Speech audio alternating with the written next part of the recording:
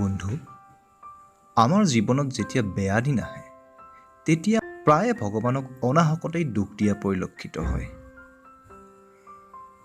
সেই সময়ছোৱাত আমি ভাবোঁ যে ভগৱানে আমাৰ লগত কিয় এনেকুৱা কৰিলে, কি পাপৰ ফলত ভগৱানে মোক এনেকুৱা শাস্তি দিছে, ইত্যাদি ইত্যাদি। আপুনি জানেনে যে ভগৱানে আমাৰ লগত যি কৰে সেয়া কেৱল আমাৰ ভালৰ কাৰণেই কৰে বুলি? এই কথাটোক ভালদৰে বুজিবলৈ আজি আমি এটা সুন্দৰ কাহিনীৰ সহায় ল'ম। কাহিনীটো ভালদৰে বুজাৰ কাৰণে আপুনি এই ভিডিঅ'টো অন্তলৈকে নিশ্চয় চাই থাকিব। এই কাহিনীটি হৈছে আকবৰ আৰু বীৰবলৰ। এদিনাখন আকবৰৰ হাতৰ এটি আঙুলি বেয়াকৈ আঘাতপ্ৰাপ্ত হৈছিলে। এই কথাটো বীৰবলে গম পালে আৰু ইয়াৰ ওপৰত মন্তব্য দি ক'লে যে ভগৱানে যি কৰে ভালৰ কাৰণেই কৰে। বীৰবলৰ এই কথা শুনি আকবৰৰ খং উঠিলে আৰু বীৰবলক 7 দিনৰ বাবে কাৰাদণ্ড বিহিলে। ইয়াৰ পিছৰ দিনাই আকবৰে চিকাৰ কৰিবলৈ জংঘললৈকে গুচি গ'ল। এটা সিংহৰ পিছ লওঁতে লওঁতে আকবৰে নিজৰ সৈনিক কেইজনৰ পৰা বহুত দূৰৈত গুচি গ'ল।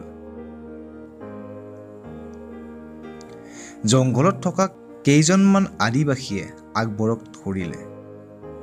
আদিবাসী কেইজনে সিহঁতৰ পৰম্পৰা অনুযায়ী আকবৰক বলি দিবৰ কাৰণে প্ৰস্তুতি চলালে। এই বিপদৰ সময়ত আকবৰৰ বীৰবললৈকে মনত পৰিলে। আকবৰে ভাবিবলৈ ধৰিলে যে আজি যদি বীৰবল মোৰ লগত থাকিলেহেঁতেন তেন্তে তেখেতৰ চাতুৰিৰে মোক নিশ্চয় বচালেহেঁতেন।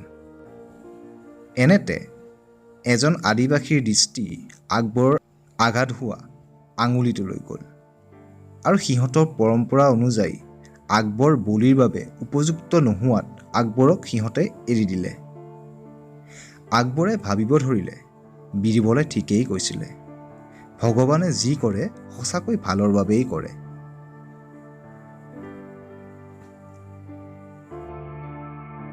যদি আজি মোৰ আঙুলিটো নাকাটিলে হয় তেন্তে নিশ্চয় আজি সিহঁতে মোক বলি দিলেহেঁতেন। ইয়াৰ পাছত আকবৰে বীৰবলক শাস্তিৰ পৰা ৰেহাই দিবৰ বাবে আদেশ দিলে। তেওঁৰ আদেশ মৰ্মে বীৰবলক ৰেহাই কৰি দিয়া হ'ল।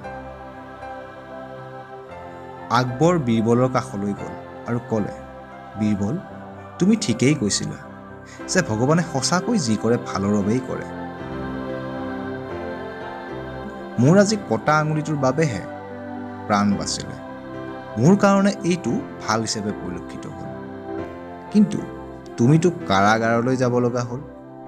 গতিকে কাৰাবাস হোৱাটো তোমাৰ কাৰণে কি হিচাপে ভাল হ'ল মই বুজি নাপালোঁ। তেনেতে বীৰবলে আকবৰলৈ চাই ক'লে, মহাৰাজ, যদি আপুনি মোক সিদিনা কাৰাদণ্ড নিদিলেহেঁতেন তেন্তে মই আপোনাৰ লগত চিকাৰলৈ নিশ্চয় গ'লোহেঁতেন। তেতিয়া সেই আদিবাসীবোৰে মোকো নিশ্চয় ধৰিলেহেঁতেন। আপুনি বলিৰ বাবে যোগ্য নাছিলে, সেয়েহে সিহঁতে আপোনাক এৰি দিলে। কিন্তু যদি মই সিদিনা আপোনাৰ লগত থাকিলোহেঁতেন তেন্তে আপোনাক এৰি দিয়াৰ পিছত সিহঁতে মোক নিশ্চয় বলি দিলেহেঁতেন।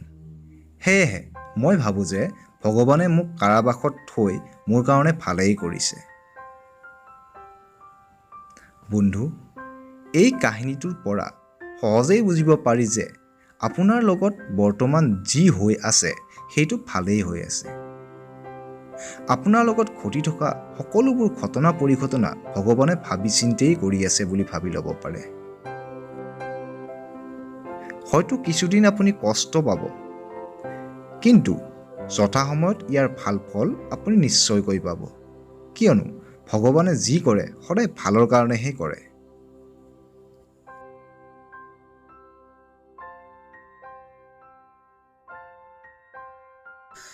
ফ্ৰেণ্ডছ, ভিডিঅ'টো চাই বাৰু আপুনি কেনে পালে কমেণ্ট যোগে নিশ্চয় জনাব। যদি এই কাহিনীটোৱে আপোনাক কিছু প্ৰেৰণা দিবলৈ সক্ষম হোৱা বুলি ভাবিছে তেন্তে অনুগ্ৰহ কৰি ভিডিঅ'টো লাইক কৰক, লগতে চেনেলটো ছাবস্ক্ৰাইব কৰক আৰু কাষত থকা ন'টিফিকেশ্যন বেলটোও প্ৰেছ কৰিবলৈ নাপাহৰিব। ধন্যবাদ।